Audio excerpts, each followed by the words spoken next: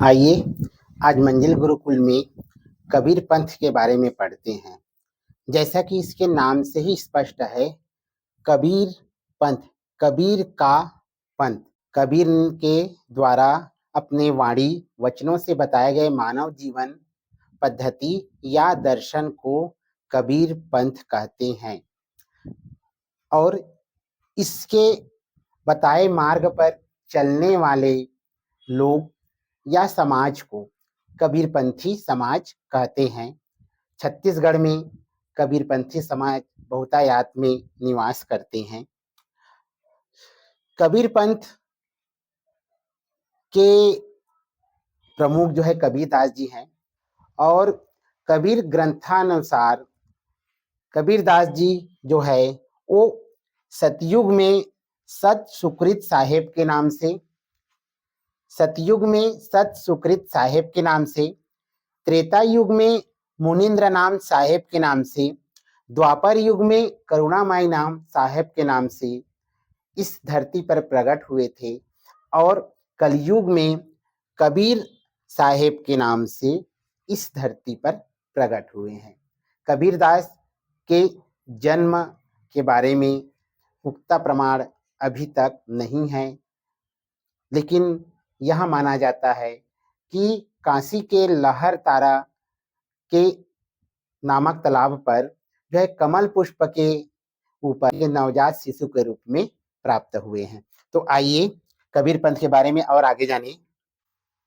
कबीरदास सभी धर्मों को समान रूप से देखते थे और सभी धर्म जो है उन्हें अपना गुरु मानते हैं, चाहे हिंदू हो, चाहे मुस्लिम हो, चाहे सिख हो। कबीर पंथ की प्रचार प्रसार उन्होंने पूरे देश में घूमकर किया है और यही कारण है कि आज पूरा देश जो है कबीर पंथ की राह पर चल रहा है।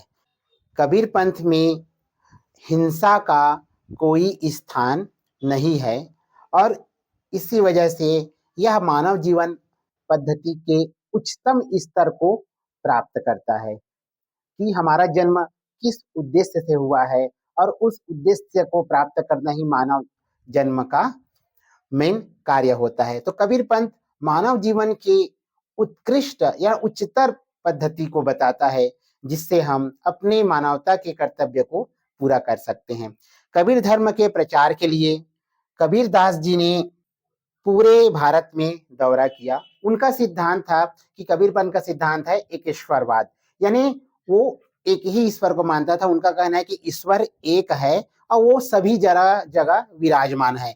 उनके मानने वाले लोग विभिन्न धर्म के हो सकते हैं, व्यक्ति हो सकते हैं, समाज हो सकते हैं और उन्हें विभिन्न नामों से पुकारा जा सकता है, चाहे राम हो, कृष्ण हो, ईश्वर हो, अल्लाह हो, गॉड हो, कुछ भी प्रकार से। लेकिन वास्तविकता में जो है कबीर पंथ के अनुसार ईश्वर जो है एक है। कबीर पंथ के प्रचार के लिए कबीरदास जी ने चारों भारत के चारों दिशाओं में जो है 4 गुरु नियुक्त किए, जिनमें चतुर्भुज जी को कर्नाटक का गुरु नियुक्त किया और उन्हें 16 वंश तक कबीर पंथ के प्रचार का आशीर्वाद दिया।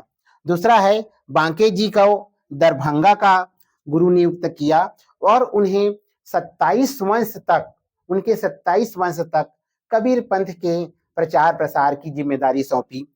सहते जी को मानकपुर का गुरु नियुक्त किया और उन्हें 7 वंश तक जो है उन्हें कबीर पंथ के प्रचार की कमान सौंपी और धर्मदास साहेब जी को बांधवगढ़ में गुरु नियुक्त किया और उनके 42 वंश को जो है कबीर पंथ के प्रचार प्रसार का आशीर्वाद दिया।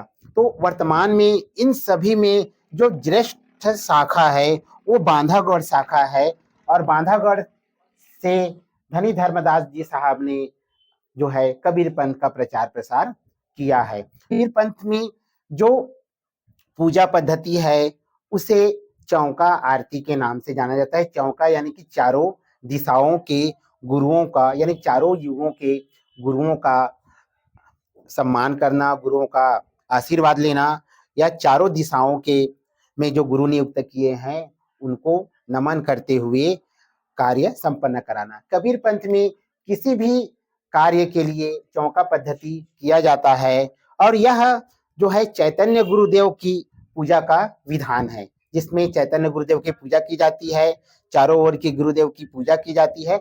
यह एक सात्विक यज्ञ होता है। जैसा कि आपको पता है कि कबीर पंथ जो है सात्विक जीवन पद्धति पर आधारित है।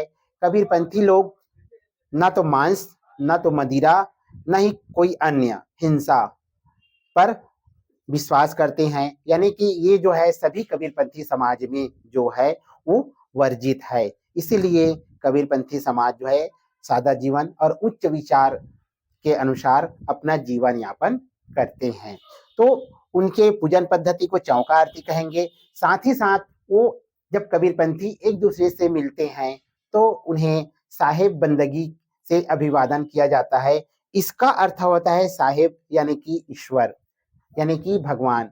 और हम कभी भी जो है एक दूसरे से जब मिलते हैं तो हम उस ईश्वर, उस चैतन्य गुरुदेव की को बंदगी करते हैं, प्रणाम करते हैं। तो इसी वजह से जो है कबीरपंथी लोग जब भी एक दूसरे से बातचीत करते हैं या मिलते हैं तो साहेब बंदगी के से अभिवादन करते हैं, अर्थात उस ईश्वर को प्रणाम करते हैं। तो ये एक अच्छा मैसेज है कि आप कभी भी जाओ तो कभी भी किसी से मुलाकात करो तो प्रभु का नाम लेके, चाहे वो राम राम कहते हैं, चाहे राधे श्याम कहते हैं, चाहे कृष्ण कहते हैं, या फिर इन सब का, चूंकि कबीर में एकेश्वरवाद है, उनका कोई नाम नहीं है, इसलिए वो पूरी तरह से सभी नामों को एक साथ मिलाते हुए साहेब यानी कि ईश्वर को हम बंदगी करते हैं करके साहेब बंदगी कहते हैं।